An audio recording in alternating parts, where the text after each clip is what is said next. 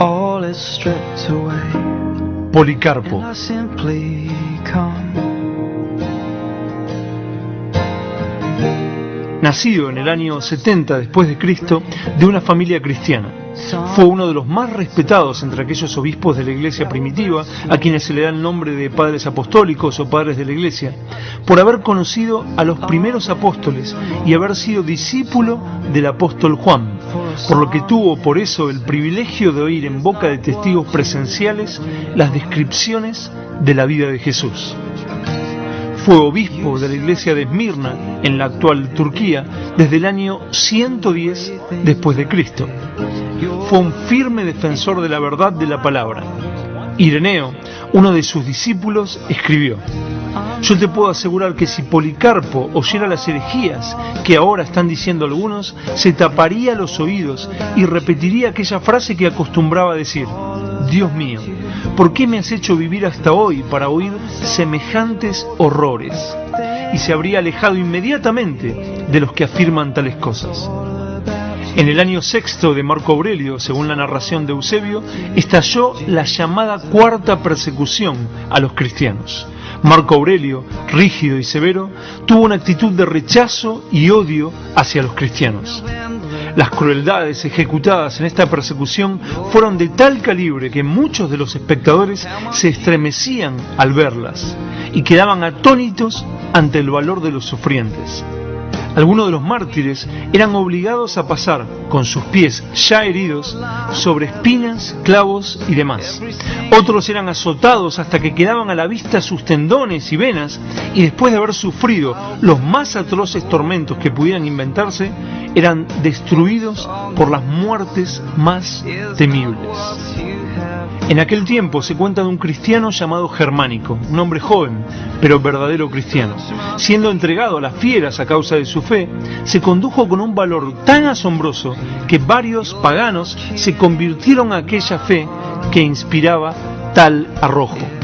Metródoro, un ministro que predicaba denodadamente, y Pionio, que hizo varias excelentes apologías de la fe cristiana, fueron también quemados. Carpo, Papilo y Agatónica, una piadosa mujer, sufrieron el martirio en Pergamópolis, en Asia. Enero fue flagelado y prensado hasta morir con pesos. Félix y Felipe, que le seguían en edad, fueron descerebrados con garrotes. Silvano fue asesinado siendo echado a un precipicio. Y Alejandro, Vital y Marcial fueron decapitados. Así fue también como Policarpo fue llevado al Coliseo romano en el año 155 después de Cristo. La multitud no se saciaba de la sangre derramada y gritaba: ¡mueran los enemigos de los dioses! ¡Muera Policarpo! 3 días antes de su martirio, tuvo una visión en la que aparecía su almohada envuelta en llamas. Esto fue para él una señal de que moriría quemado vivo, como lo predijo a sus compañeros. Cuando los perseguidores fueron a buscarle, cambió de refugio, pero un esclavo, a quien habían amenazado si no le delataba, acabó por entregarle. Herodes y el padre de este, Nicetas, trataron de persuadirle de que no exagerase su cristianismo. ¿Qué mal hay, le decían, en decir Señor al César o en ofrecer un poco de incienso para escapar a la muerte? Hay que notar que la palabra Señor implicaba en aquellas circunstancias el reconocimiento de la divinidad del César.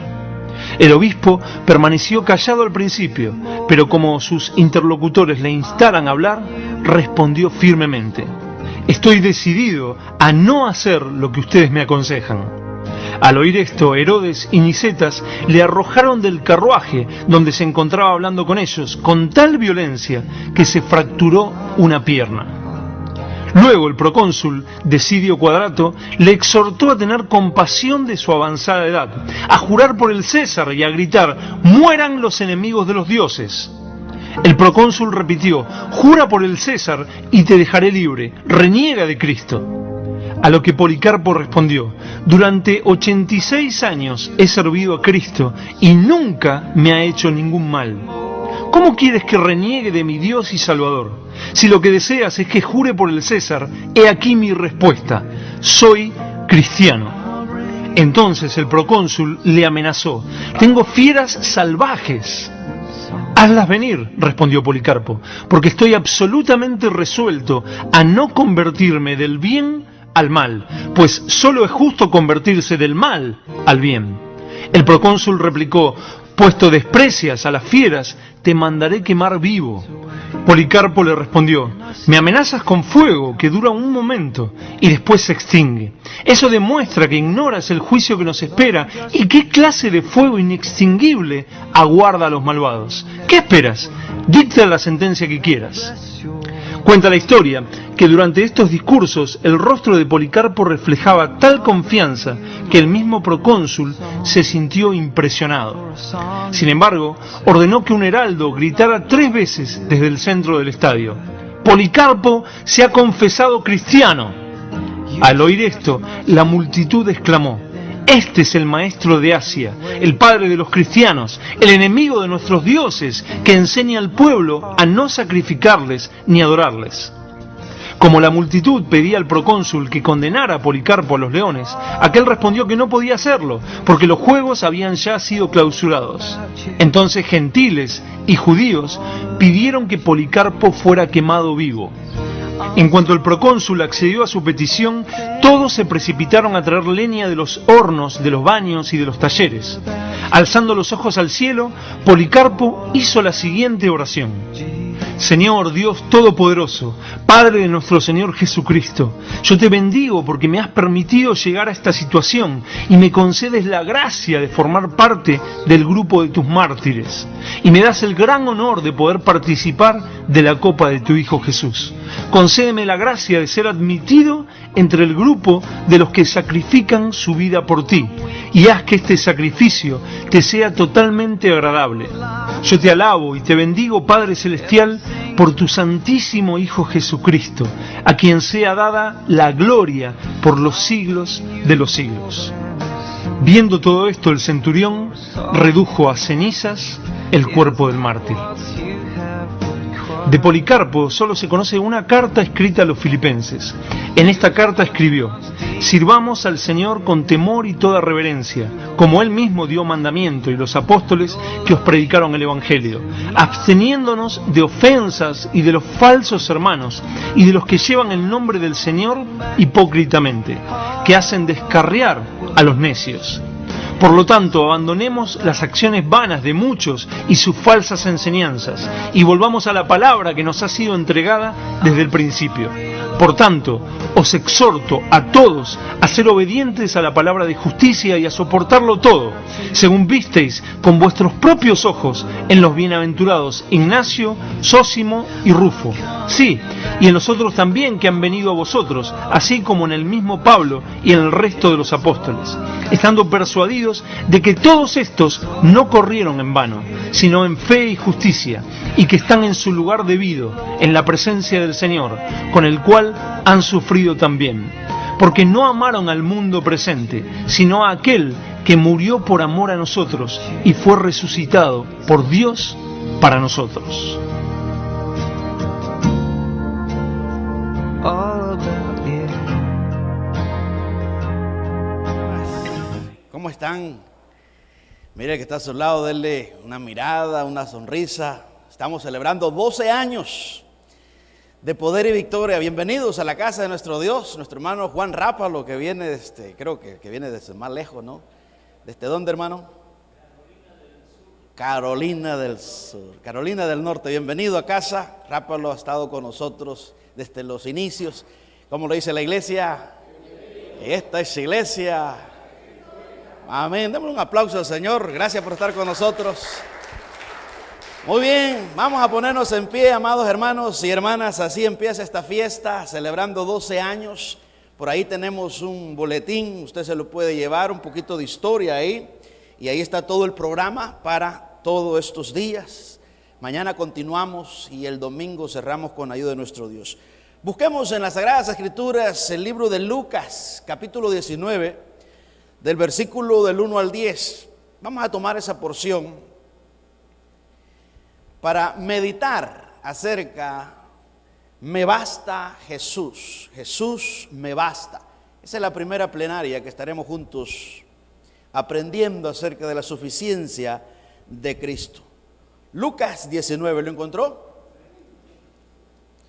Del 1 al 10. Vamos a orar y luego vamos a ir exegetando versículo por versículo hasta llegar al versículo 10. Oremos para que Dios nos conceda su gracia y su misericordia. Amado buen Padre que estás en los cielos, gracias te damos por tu bondad, por tu misericordia, por tu gracia, Señor. Tú nos permites llegar hasta aquí. 12 años, Señor, sirviéndote con mis hermanos y hermanas. A ti la honra y la gloria, Señor, por tu fidelidad. Estamos aquí, Dios, por pura gracia y queremos seguir celebrando muchos años más. Gracias, Dios, por las familias que han estado acá desde el principio, por los hermanos, Dios, que estuvieron con nosotros y se movieron. Bendíceles. Gracias por sus vidas. Gracias por los hermanos que se han unido, Dios, en estos últimos años. A ti la gloria, Dios, por todas las familias que nos permite, Señor, congregarnos en el tabernáculo bíblico Seguidores de Jesús. Háblanos al corazón en esta ocasión, Señor, que podamos ser edificados por medio de tu palabra. En Jesús oramos, Señor nuestro, amén. Y amén. Podéis tomar, amados hermanos y hermanas, vuestro lugar. El video que estuvimos viendo y escuchando, ese audio, es impresionante. Me llama la atención esa frase que él pronunció. No es lo normal de convertirse del bien al mal, sino del mal al bien. Y la propuesta que le hicieron a este hombre era acerca de librarse de la tortura a cambio de reconocer a César como su Señor y negar a Jesús. Tremenda propuesta. Pero ahí en Policarpo, hermanas y hermanos, podemos aprender, número uno, que Jesús para ese hombre fue suficiente. Le bastó Jesús a Policarpo. Y luego, esa frase que la hemos leído muchas veces, la hemos escuchado de hermanos que nos predican, que nos predicaron en el pasado, y la vamos a seguir escuchando mientras vivamos en esta tierra. 86 años, dijo. He sido siervo de Jesucristo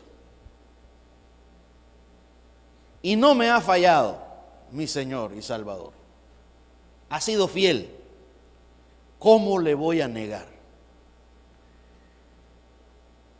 ¿Cómo le voy a pagar a mi Salvador con eso? Convicción.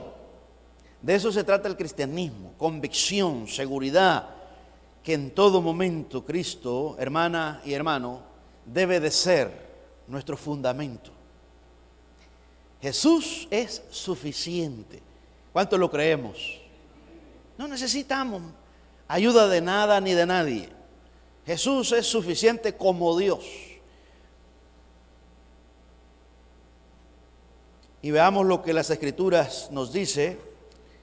Lucas capítulo 19, versículo 1 al 3.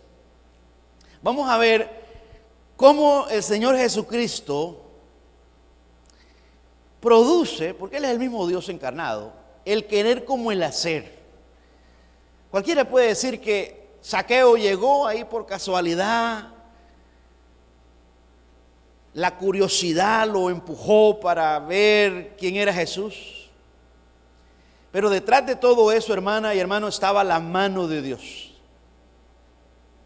La Biblia lo dice en Filipenses 2:13, que Dios pone el querer como el hacer por su buena voluntad. Él es el que comenzó en Zaqueo ese deseo de ver quién era Jesús. Y Zaqueo, un recaudador de impuestos, la escoria de la sociedad en aquella ocasión, un judío, un traidor de la patria, que se había empleado en el Imperio Romano para oprimir a su mismo pueblo.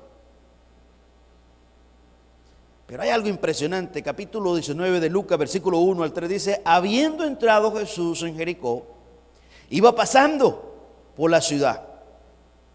Y sucedió que un varón llamado Zaqueo, que era jefe de los publicanos y rico, procuraba ver quién era Jesús, pero no podía a causa de la multitud, pues era pequeño de estatura.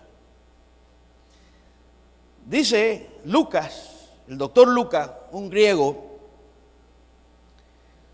que el Señor llamó para escribir la historia de Jesús, y es uno de los evangelios que está bien ordenado, donde Lucas nos habla de los milagros. Lucas se enfoca más en los milagros de Jesús, porque era doctor de profesión.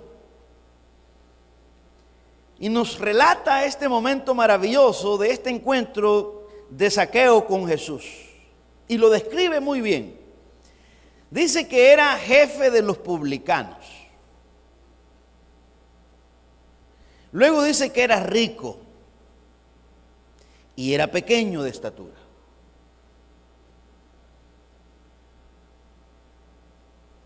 Esta descripción que Lucas hace acerca de Zaqueo nos da a entender que tenía dificultades este hombre. Era difícil que Zaqueo pudiera ser un religioso. Para empezar, a los recaudadores de impuestos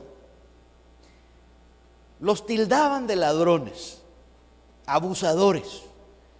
Y por otro lado, hermanas y hermanos, eran aborrecidos por los judíos. En la sinagoga, los sábados, un recaudador de impuestos no era bienvenido. Sin embargo, todo cambió acá. Zaqueo, me imagino que este hombre iba de casa en casa recogiendo los impuestos, y en algún momento se llevó la sorpresa que en alguna casa, siempre que él tocó para que le pagaran los impuestos, solo escuchó una voz de un paralítico allá al fondo: no puedo moverme, no te puedo pagar los impuestos. Dándole rienda suelta a mi imaginación, pero en algún momento Zaqueo haber dicho: no, este es un caso perdido. Este tiene problema, nunca abre la puerta. Pero un día toca la puerta Zaqueo, y aquella voz, a puras penas que él escuchó por algunos años, se encuentra Zaqueo con un hombre que abre la puerta y le dice: hola, don Zaqueo, ¿o viene por sus impuestos? Aquí están. Hermana y hermano, todo eso estaba pasando alrededor de Jericó, en Jerusalén. Los ciegos estaban recuperando su vista, los paralíticos se estaban levantando, los cojos, los leprosos se estaban sanando, y algunos muertos estaban reviviendo. Lo dice la Biblia. Todo eso era impresionante. Y Zaqueo, tremendo hombre de la vida del placer, un gran pecador, fue impactado. Nunca había visto algo así. En esos pocos años, 3 años de ministerio de Jesús, cambió todo en Israel. Entonces él se acerca a Jesús, llega a Jericó, un lugar que nosotros cuando escuchamos Jericó se nos viene inmediatamente, es el lugar geográfico donde estaban esas grandes murallas cuando Josué conquistó a Canaán con ayuda de Dios, cuando cayeron todos esos muros de Jericó, cerca de Jerusalén. Jesús llegó muchas veces a ese lugar. Ahí sanó Jesús a un mentado Bartimeo. La Biblia nos habla de ese hombre que clamaba y le decía: Hijo de David, ten misericordia de mí. Habían pasado, hermanas y hermanos, en ese territorio tremendos milagros. Y este es otro milagro más de la conversión de Zaqueo. Porque nosotros, hermanas y hermanos, estamos acostumbrados a pedirle a nuestro Dios milagros físicos. Si a usted le duele la cabeza, usted le dice: Señor, por favor, sáname. Y está bien, Dios es bondadoso, Él es el gran doctor, Él nos provee sanidad, porque Él es poderoso, para Él no hay nada imposible. Pero pocas veces nosotros le pedimos al Señor que nos salve. Y el milagro, hermanas y hermanos, de la salvación es el milagro más grande. ¿Cuánto lo creemos? Porque muchas personas pueden ser sanadas físicamente. A eso se le llama gracia común. Así como dice la Biblia que el Señor hace que salga el sol para buenos y malos, para justos e injustos, para creyentes e incrédulos, y hace que la lluvia venga. De la misma forma, Dios puede hacerle un milagro a cualquier persona, a pesar que no cree en Jesús. A eso se le llama la bondad de Dios. Nuestro Dios es bondadoso con su creación. Él cuida de su creación. Pero si no recibimos ese milagro del nuevo nacimiento espiritual, ¿de qué sirve gozar de buena salud e ir una eternidad al infierno? Necesitamos ambos milagros. No estamos diciendo: entonces no hay que pedir, pastor, cuando estemos en algún problema. ¿Cómo no, hermanos? Pida. La Biblia dice: pedir, recibiréis. El punto mío es que debemos de enfocarnos en esta parte que es importante en la salvación de nuestra alma. Acerquémonos a Jesús. Amiga, amigo, hermana, hermano, Él recibe a los pecadores. Yo me imagino a este hombre llamado Zaqueo. En el siguiente versículo dice que Jesús lo vio y luego le dice: date prisa, porque hoy yo quiero ir a tu casa. Y eso es impresionante lo que pasó con este hombre llamado Zaqueo. Mire lo que dice el versículo 4. Y corriendo delante subió a un árbol sicómoro para verle, porque había de pasar por ahí. Cuando Jesús llegó a aquel lugar, mirando hacia arriba, le vio y le dijo. Me gusta esto porque Jesús, mire la amabilidad de Jesús. No le dice: hey, tú, chaparro. No, le dice: Zaqueo. Qué hermoso es, hermanos, cuando alguien le dice su nombre, ¿no? Zaqueo. Usted sabe, bueno, usted cuando escucha su nombre, rápido usted le pone atención y dice: alguien me llamó. Y esto es impresionante. Lo que hace Jesús, dice: Zaqueo. Me imagino que este hombre en su vida, ningún fariseo o escriba se había tomado el tiempo de dirigirse de esa forma. Ve la amabilidad de nuestro Señor Jesucristo, la humildad de Jesús, el amor de Jesús, la gracia, la misericordia de Jesús. Él conocía el corazón de Zaqueo, como conoce el corazón de cada uno de nosotros. Y le dice: Zaqueo, date prisa, desciende, porque hoy es necesario que pose yo en tu casa. Fíjense, esto es maravilloso. Yo estaba pensando la gran diferencia que hay entre Simón el fariseo, que le rogó a Jesús que fuera a cenar a su casa. ¿Se acuerda lo que Lucas 7 habla? De ahí el versículo 37, 39 en adelante, que dice que este Simón le rogó a Jesús que fuera a la casa a comer con él. Y luego llegó aquella señora y Simón comenzó a decir, si este supiera, si este fuera profeta. No creía en Jesús. Odiaba a Jesús, Simón, el fariseo. Entendería qué clase de mujer lo está tocando, que es pecadora. Vea, Zaqueo no rogó a Jesús que fuera a su casa y era rico. Jefe de los publicanos, dice que tenía una compañía, tenía una empresa, tenía hombres que trabajaban para él. En esa época, los romanos le vendían a estos hombres, a estos publicanos, ciertas regiones. Y ellos se encargaban de cobrar un poquito más de lo que le daban al imperio romano. Por eso es que se enriquecieron. Eran corruptos, eran terribles.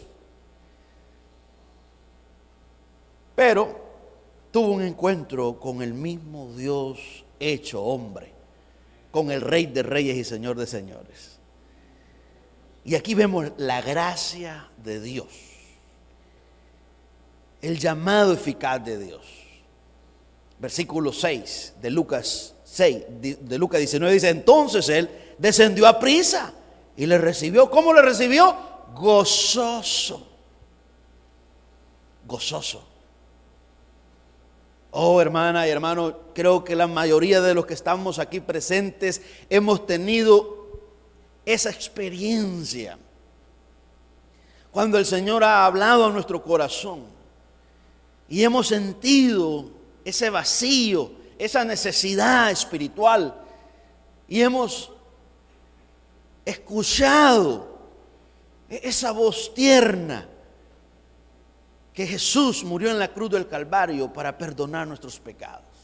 Porque de tal manera amó Dios al mundo que ha dado a su Hijo unigénito para que todo aquel que en Él cree no se pierda, mas tenga vida eterna. Y hemos sentido que el corazón comienza a latir. Igual que Zaqueo, nuestro interior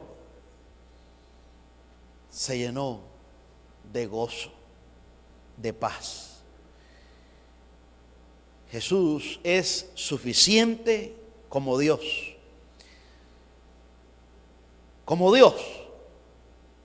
Por eso es que, hermanas y hermanos, cuando nosotros hablamos de la suficiencia de Jesús, no solamente nos referimos al Salvador, sino al Dios 100% y también al Salvador hombre 100%.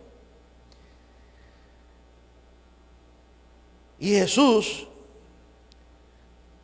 daña al sistema que el hombre se ha inventado, muchas religiones. Por eso dejan a un lado a Jesús, porque no están de acuerdo a que Jesús sea Dios. Y ese era el punto de Policarpo y los romanos, y por lo cual lo mataron. Porque querían que él maldijera y negara a Jesús, pero no como su Salvador, sino como su Señor, el Curios, el dueño de su vida. Hermanas y hermanos, sus milagros nos revelan su naturaleza divina. Todos los milagros que vemos en el Nuevo Testamento nos dan a entender que solo Dios es el único que puede hacer lo que hizo Jesús. ¿Cuánto lo creemos? Ahí lo tenemos en todo el Nuevo Testamento. Pablo una y otra vez. Y los demás apóstoles lo describen. Sus títulos. Padre eterno, Isaías. Príncipe de paz. Dios fuerte. ¿Quién más puede tener esos títulos? Emmanuel, Dios con nosotros. Esos títulos solo se le han dado a Dios. Y en Jesús se han manifestado. Sus nombres. ¿Cómo se le llama a Jesús? El Adonai, el Señor. Sus atributos incomunicables, como lo es la omnisciencia. Cuando Jesús caminaba por Jerusalén, él sabía el pensamiento, y como lo sabe hoy. Dice en Juan que él no se fiaba de los hombres, pensaban mal de él, en Juan 2, porque conocía el corazón de ellos. ¿Y qué nos está diciendo Juan ahí? Que él era Dios, que él es Dios. Un atributo incomunicable, omnisciencia, el todo saber. Solo Dios, hermanas y hermanos, lo sabe todo. Y ahí vemos que Jesús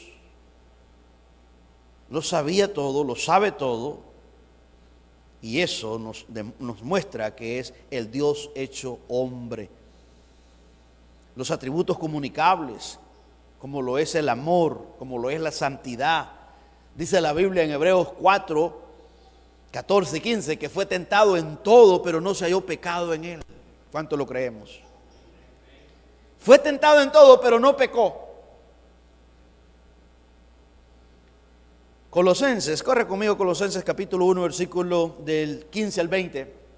Estamos aprendiendo en primer lugar, Jesús me basta como Dios. Y esta es la parte, hermanas y hermanos, que a veces a mí me da problemas en entender cómo es posible que en el camino nos desviamos. Y hay personas que terminan creyendo en otra cosa y no en Jesús. Hay cristianos que se vuelven musulmanes, por ejemplo, y abandonan a Jesús y dicen, no, hoy adoro a Mahoma. Otros se van por lo que es la meditación, que hoy está de moda, meditar, el yoga y todo eso. Buda y por ahí van. Entonces uno se pregunta, ¿pero qué le pasó al brother? ¿Acaso Jesús no es suficiente? Sí, hermanas y hermanos, es suficiente. El problema es que estas personas quizás no lo conocieron como el Dios que es Jesús, el único Dios verdadero. Dice aquí Colosenses 1:15 en adelante, Él es la imagen del Dios invisible, el primogénito de toda creación, porque en Él fueron creadas todas las cosas, las que hay en los cielos y las que hay en la tierra, visibles e invisibles, sean tronos, sean dominios, sean principados, sean potestades. Todo fue creado por medio de Él y para Él. Y Él es antes, dice, y esto es maravilloso lo que dice el versículo 17. Y Él es antes de todas las cosas, y todas las cosas en Él subsisten. Y Él es la cabeza del cuerpo, que es la iglesia. Él que es el principio, el primogénito de entre los muertos, para que en todo tenga la preeminencia. Versículo 19 de Colosenses 1 dice, por cuanto agradó al Padre que en Él habitase toda la plenitud, y por medio de Él reconciliar consigo todas las cosas, así las que están en la tierra como las que están en los cielos, haciendo, dice, la paz mediante la sangre de su cruz. Estos son unos de los textos que los testigos de Jehová han distorsionado y no usan toda esta porción que acabamos de ver, sino que solo se quedan ahí con un texto, versículo 15, dicen, miren, fue creado.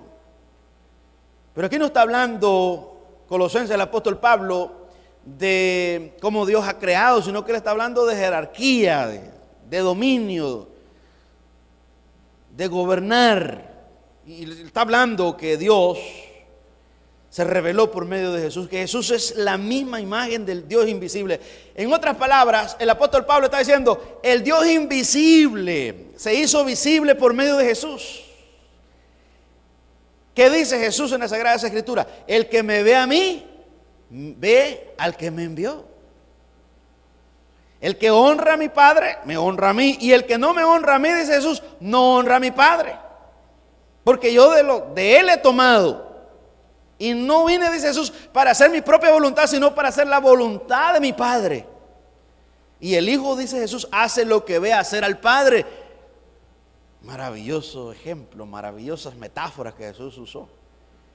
Pero eso era un problema para los judíos. ¿Cómo es posible? Este hombre sabemos que es hijo de José, el carpintero, y de María, una familia humilde, un hombre que no tiene títulos, no sabemos dónde estudió, pero dice que es el Hijo de Dios y se hace igual a Dios. Hermanas y hermanos, hasta el día de hoy no ha cambiado. Todavía sigue el ataque a la divinidad de Jesús.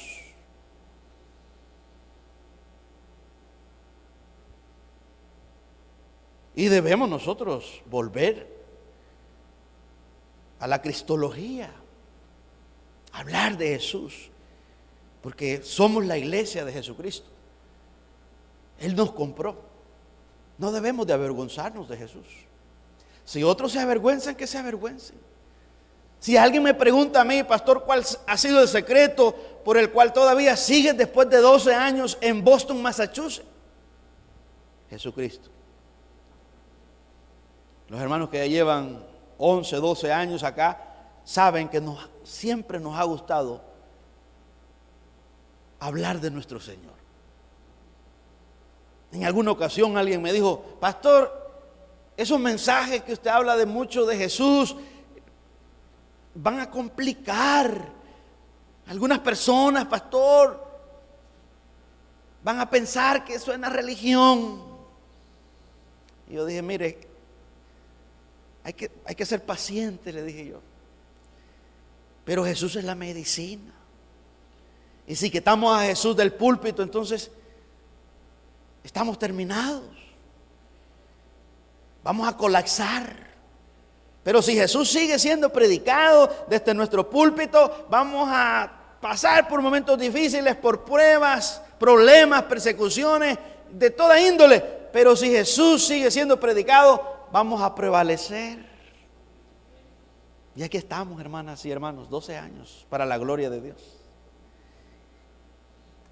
86 años, dijo Policarpo. Nosotros llevamos 12. 12 años que el Señor abrió las puertas aquí en Boston, Massachusetts, y nos comenzó a llamar por familia, individualmente, para que nos uniéramos para ser parte de esta maravillosa obra que el Señor está haciendo. Como Zaqueo, no lo merecíamos.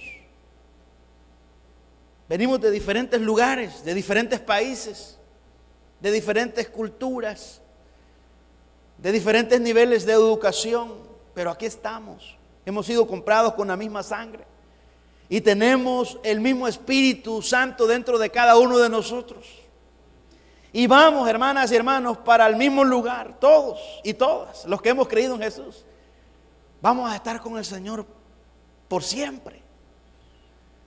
Maravilloso el Señor.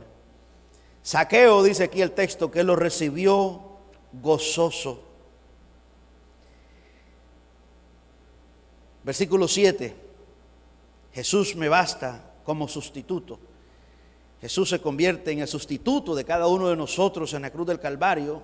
Dice el versículo 7, al ver esto, todos murmuraban. ¿Ve, hermanos, lo que viene? La murmuración.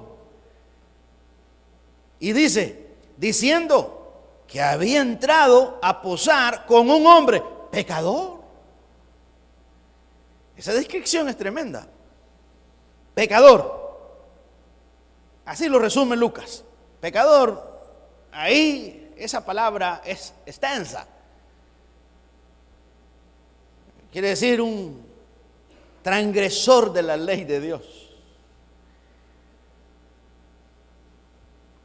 Un pecador, hermanas y hermanos, es un transgresor de la ley de Dios. Primera de Juan 3:4. Todo aquel que comete pecado infringe también la ley, pues el pecado es infracción de la ley. Pecado, la amartía, que significa errar el blanco. Lucas dice, a una casa entró a compartir con un pecador.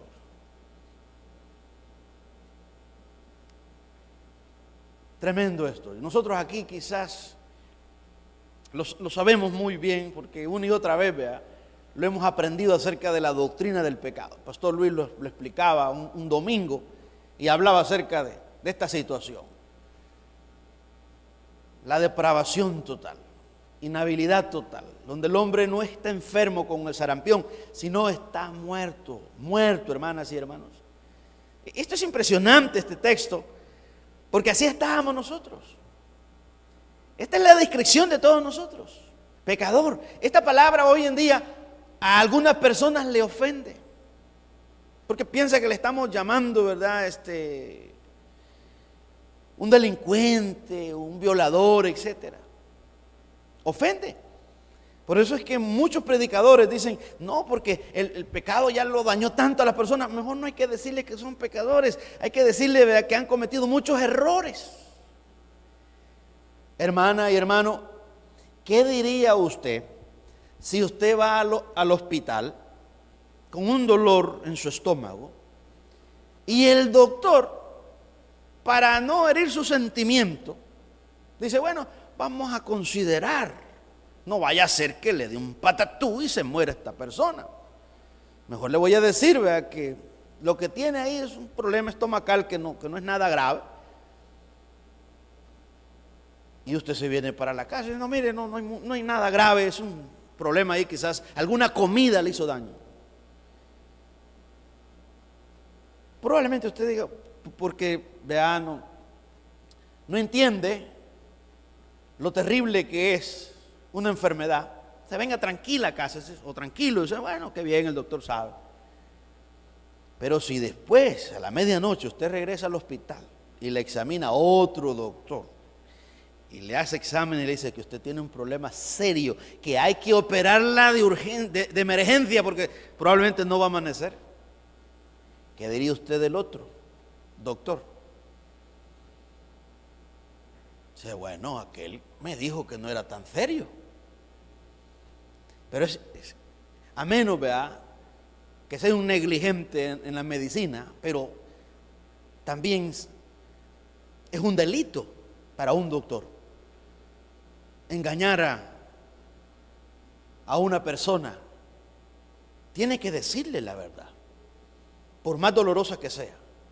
Entonces, el propósito de examinar su cuerpo es para encontrar el problema y suministrarle medicina.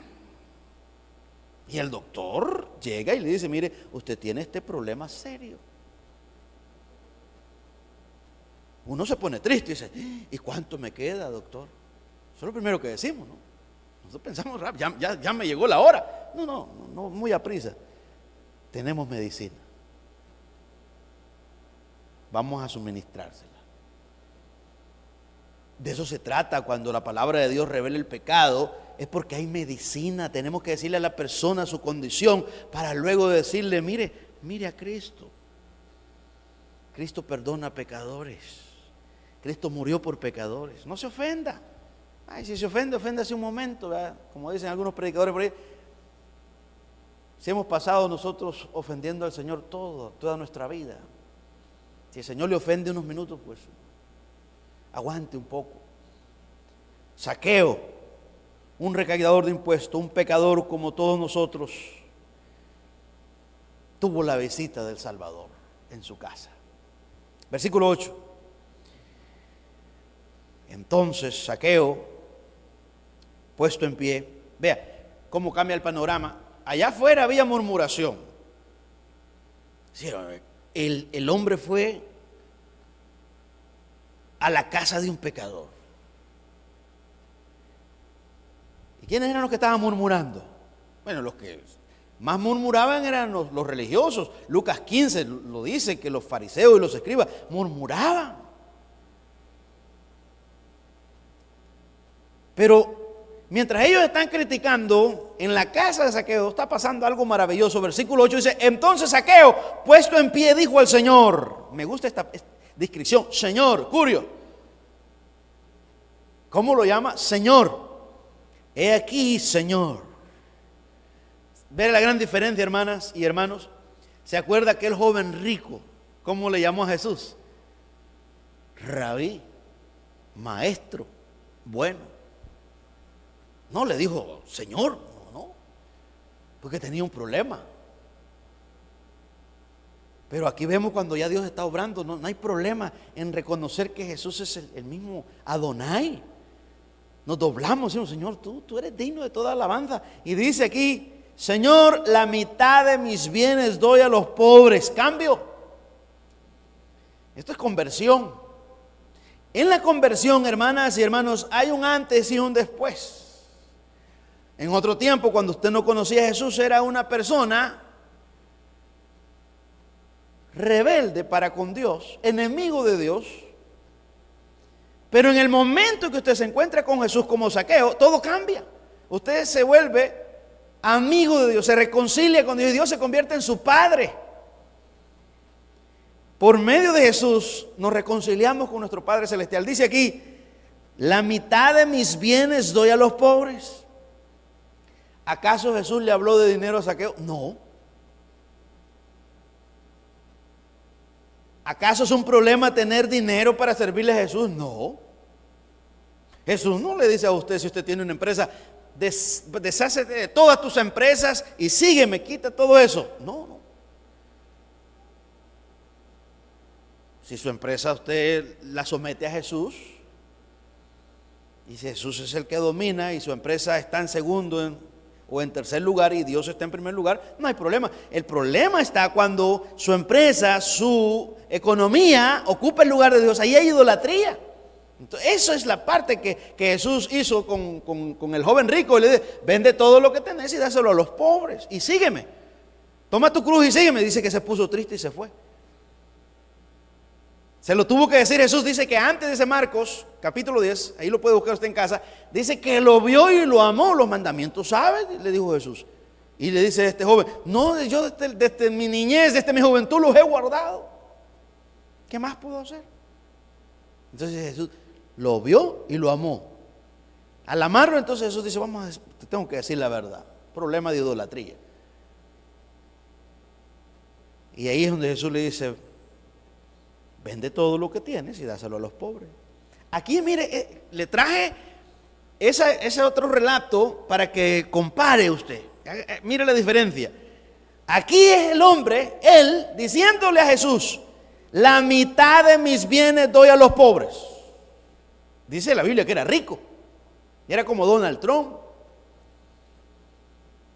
como todos esos hombres, como Carlos Slim de México, como el dueño de Amazon. Esos hombres tienen mucha plata. La mitad de mis bienes doy a los pobres. Y si en algo he defraudado a alguno, se lo devuelvo cuadruplicado. Cambio. 4 veces más, dice Zaqueo, se lo devuelvo. Así que ya para ir concluyendo, hermanas y hermanos, Jesús es suficiente para mi conversión. Jesús es suficiente para la conversión de usted. Solo Jesús puede hacer eso. Y esto nosotros lo decimos una y otra vez, que en la salvación, en el combo de la salvación, viene un cambio de vida.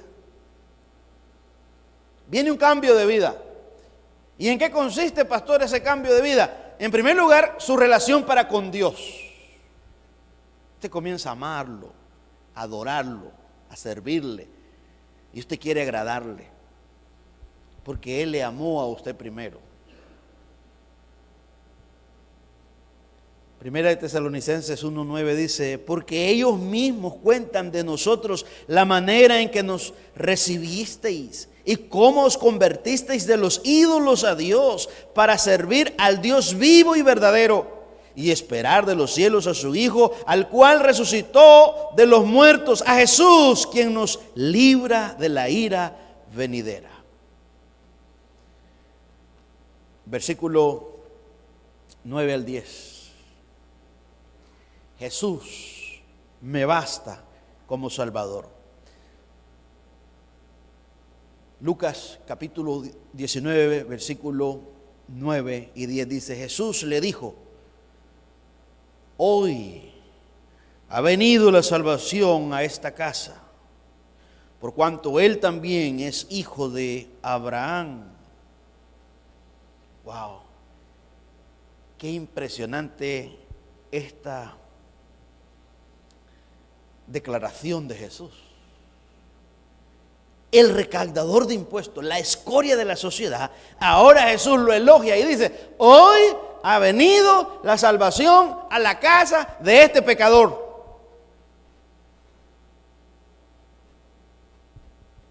Y luego dice que era uno como Abraham, de la misma línea de Abraham. No está hablando solamente de porque era judío, Zaqueo, de la línea cultural, sino está hablando de la línea de fe.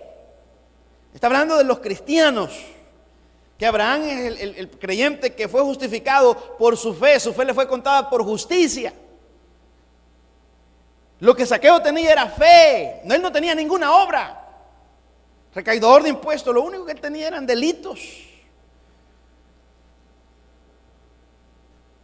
Versículo 10, porque el Hijo del Hombre vino a buscar y a salvar lo que se había perdido. Podemos recapitular, hermanos, lo que hemos aprendido en estos minutos. Número 1, Jesús me basta como Dios. ¿Cuánto lo creemos? No necesitamos que alguien venga por allí diciendo: aquí hay un Dios, adórale. No, Jesús es suficiente. Y nos van a llamar ateos, ¿verdad? Como le llamaban a Policarpo: ateos, ateo, porque no adoraban a las creencias de los romanos, no adoraba al César. Jesús nos basta, hermanas y hermanos, para nuestra conversión. Es suficiente. Jesús es suficiente, nos basta para que Él sea nuestro sustituto, que murió en la cruz del Calvario ocupando nuestro lugar. Solo Él lo pudo hacer. Y en tercer lugar, Jesús nos basta, Jesús me basta como mi Salvador. Y podríamos terminar en esta ocasión, hermana y hermano: ¿a quién iré cuando necesite salvación? ¿A quién debemos de ir si en algún momento nosotros sentimos que no estamos salvos? ¿Va a correr usted donde el pastor para decirle: pastor, sálvame? Está bien, usted puede ir donde el predicador y decirle: por favor, necesito sentirme salvo. Y él le va a decir: cree en Jesús, cree en Jesús. Hermanas y hermanos, hay personas que llevan 10, 15, 20 años y todavía dudan de su salvación. Todavía no están seguros. Entonces dicen: no sé, fíjese, yo voy a la iglesia, pero usted sabe que hasta el día final, como los musulmanes. Los musulmanes, ellos oran 5 veces al día y ellos dicen: bueno, Alá sabrá que todas las obras que yo hago, pues al final es que Él va a decidir si me condena o me lleva a la eternidad con Él. Ve cómo los musulmanes no están seguros. Solo para mencionarle un ejemplo de esas religiones que están basadas en obras. No, el cristianismo no está fundado en obras, en lo que hacemos. Estamos fundados, hermanas y hermanos, en la obra que Jesús hizo hace más de 2000 años en la cruz del Calvario. Esa obra es suficiente para el perdón de nuestros pecados. Ahí debemos de aferrarnos. Y aunque la duda, ¿verdad?, nos ataca una y otra vez. Porque los cristianos que hemos sido perdonados al creer en Cristo no quiere decir que no nos resbalamos, que no pecamos. Sí, pecamos. Y sentimos el Espíritu Santo como nos redarguye, sentimos que nos sentimos sucios. Pero ¿a dónde nos lleva el Espíritu Santo? Al pie de la cruz. Al pie de la cruz. ¿A quién iremos cuando sintamos la necesidad de salvación? Hermana, hermano, amiga, amigo, iremos a Jesús para que nos salve. ¿A quién iré cuando me sienta solo? A Jesús. Juan 6:37 dice: todo lo que el Padre me da vendrá a mí, y al que a mí viene no le echo fuera. Si en algún momento, hermana, hermano, te sientes que todos te han abandonado, tu esposa, tu esposo, tus hijos, tu papá, tu mamá, tus hermanos, tus hermanas, y nadie quiere saber nada de usted, corra a los brazos de Jesús. Él no le va a echar fuera. Y Él siempre tiene suficiente tiempo para nosotros. Porque usted puede llamar a un buen amigo, decir, fíjate que estoy pasando por una situación difícil, ¿tenés tiempo para irnos a tomar un café? Y el amigo dice, mira, estoy bien ocupado.